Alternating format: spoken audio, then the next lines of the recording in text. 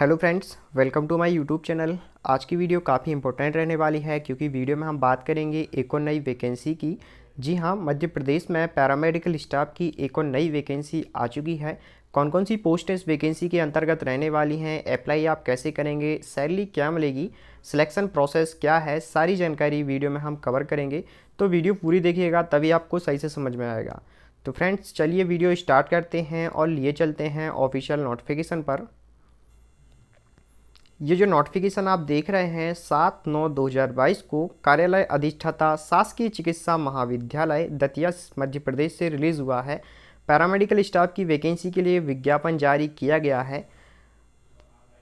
तो आप देखेंगे इसमें आपके जो फॉर्म हैं वो एमपी ऑनलाइन की वेबसाइट से भरे जाने हैं। इसके बाद आपका एग्ज़ाम होगा, ऑनलाइन एग्ज़ाम रहेगा। इसके बाद मेरिट लिस्ट जारी की जाएगी, इसी के आधार पर आपको यहाँ पे नियुक्ति दी जाएगी। तो ऑनलाइन फॉर्म आपके कब से भरे जाने हैं ये हम बात करेंगे, और इसकी जो लास्ट डेट है वो है 15/10/2022।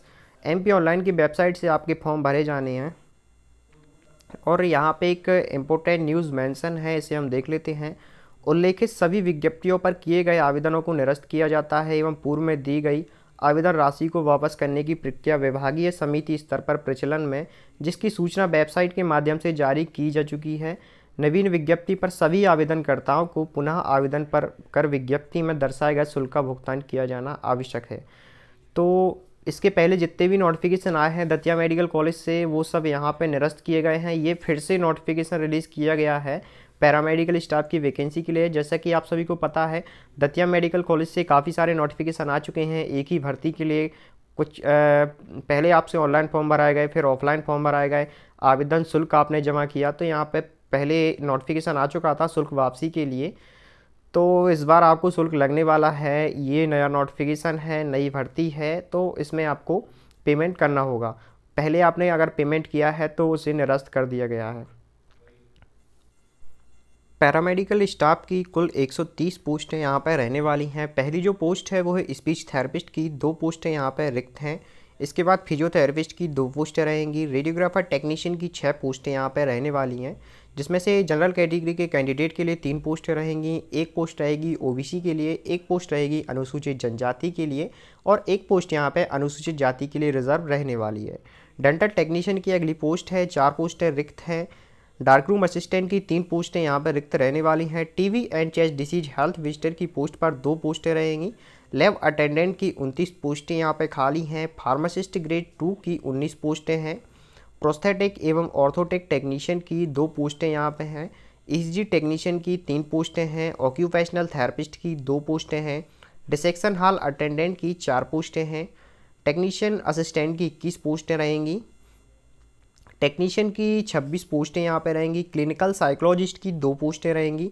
रिफ्रैक्शनिस्ट की 1 पोस्ट यहाँ पे रहने वाली है। रेडियोथेरेपी टेक्नीशियन की 2 पोस्टें रहेंगी। तो इस प्रकार से आप देख सकते हैं 130 पोस्टें रहने वाली हैं। चलिए अब एलिजिबिलिटी क्राइटेरिया देख लेते हैं। क्वालिफिकेशन आपके पास क्या होने चाहिए कौन सी पोस्ट के लिए।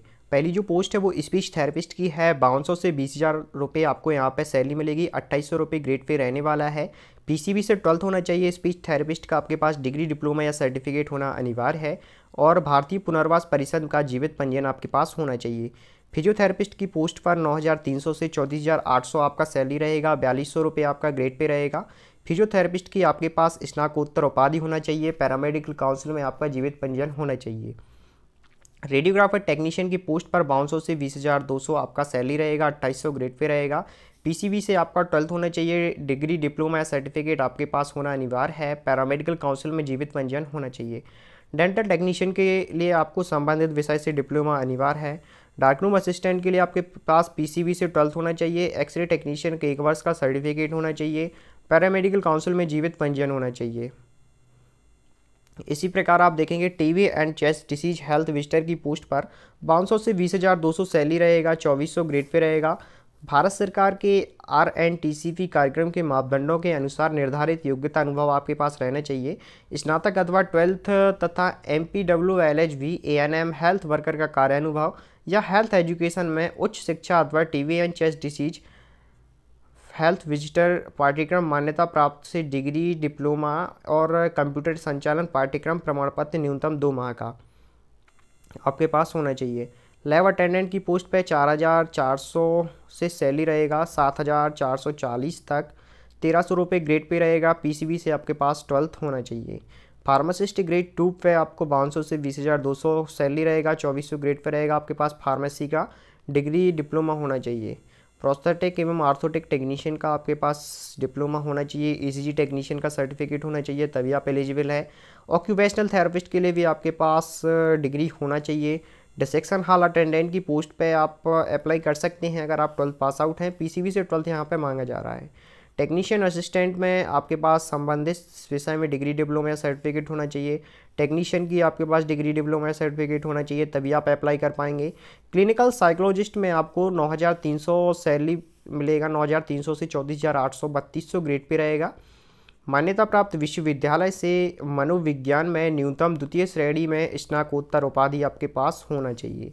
रिफ्रैक्शनिस्ट में आपके पास पीसीबी से 12th होना चाहिए। 2 वर्ष का ऑप्टोमेट्रिस्ट का डिप्लोमा होना चाहिए। पैरामेडिकल काउंसिल का जीवित पंजीयन होना चाहिए। रेडियोथेरेपी टेक्नीशियन में आपके पास डिप्लोमा होना चाहिए और AERB में जीवित पंजीयन होना चाहिए। सैलरी की बात करेंगे तो यहाँ पे प्रथम वर्ष में आपको 70%, द्वितीय वर्ष में 80% एवं तृतीय वर्ष में 90% राशि स्टाइपेंड के रूप में देय होगी। परिवीक्षा अवधि सफलतापूर्वक पूर्ण करने पर वेतनमान में वेतन दिया जाना प्रारंभ किया जाएगा।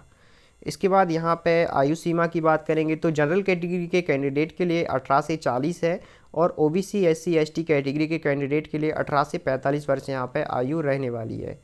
अब यहाँ पे कुछ सामान्य शर्तें दी हुई हैं जिन्हें आपको रीड करना है। इसके बाद फ्रेंड्स सिलेक्शन प्रोसेस की हम बात करेंगे तो एग्ज़ाम रहने वाला है आपका। सबसे पहले आपको ऑनलाइन फॉर्म भरने होंगे, फिर एग्ज़ाम रहेगा। एग्ज़ाम के बाद मेरिट लिस्ट आएगी, उसी के आधार पर यहाँ पे नियुक्ति आपको दी जाएगी। अब देखेंगे फॉर्म आपके कब से भरना स्टार्ट हो रहे हैं, लास्ट डेट क्या है।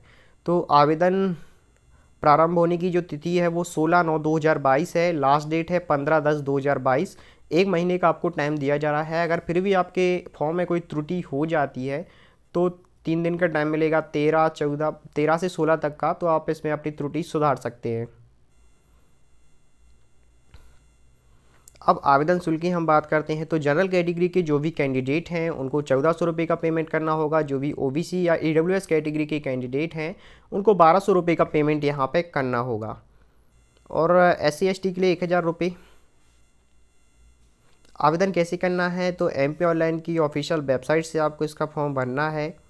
यहाँ पे कुछ इंस्ट्रक्शन दिए हुए हैं जिन्हें आप रीड कर सकते हैं। तो फ्रेंड्स यही थी जानकारी जो कि मैंने आपको देना आवश्यक समझा। दतिया मेडिकल कॉलेज से नोटिफिकेशन 7 तारीख को रिलीज़ हुआ था। पैरामेडिकल स्टाफ की वैकेंसी निकाली गई है कार्यालय अधिष्ठाता शासकीय चिकित्सा महाविद्यालय दतिया के द्वारा। तो अगर आपके पास एलिजिबिलिटी क्राइटेरिया है, आपके पास डिग्री डिप्लोमा है, तो आप फॉर्म ज़रूर भरिए। आज के लिए इतना ही। अगर अब भी आपको कोई डाउट रहता है तो आप कमेंट सेशन के माध्यम से हमसे पूछ सकते हैं। साथ ही आप इंस्टाग्राम पर भी हमें फॉलो कर सकते हैं। लिंक आपको डिस्क्रिप्शन बॉक्स में मिल जाएगा। Thank you.